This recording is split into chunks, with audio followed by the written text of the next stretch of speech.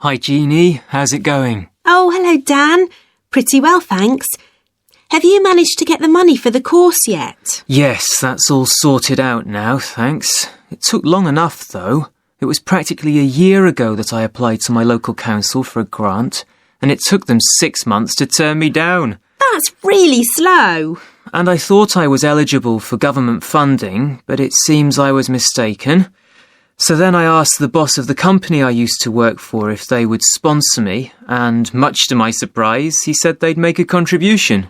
But what about college grants and scholarships? There must be some you could apply for. Yes, there are, but they're all so small that I decided to leave them until I was desperate. And in fact, I didn't need to apply. My parents had been saying that as I already had a job, I ought to support myself through college. But in the end, they took pity on me, so now I've just about got enough. That's good. So now I can put a bit of effort into meeting people. Haven't had time so far. Any suggestions? What about joining some college clubs? Oh, right. You joined several, didn't you? Yes. I'm in the drama club. It's our first performance next week, so we're rehearsing frantically, and I've got behind with my work. But it's worth it. I'm hoping to be in the spring production too. I've never liked acting. Are you doing anything else? I enjoyed singing when I was at school, so I joined a group when I came to college. I don't think the conductor stretches us enough, though, so I'll give up after the next concert. And I also joined the debating society. It's fun, but with all the rehearsing I'm doing, something has to go, and I'm afraid that's the one. Do you do any sports? Yes, I'm in one of the hockey teams. I'm not very good, but I'd really miss it if I stopped. I decided to try tennis when I came to college, and I'm finding it pretty tough going. I'm simply not fit enough. Nor me. I think I'll give that a miss. I'm hoping it'll help me to build up my stamina, but it'll probably be a long haul. Good luck. Thanks. How are you finding the course? I wish we had more seminars. What? I'd have thought we had more than enough already. All those people saying clever things that I could never think of. It's quite interesting, but I wonder if I'm clever enough to be doing this course. I find it helpful to listen to the other people.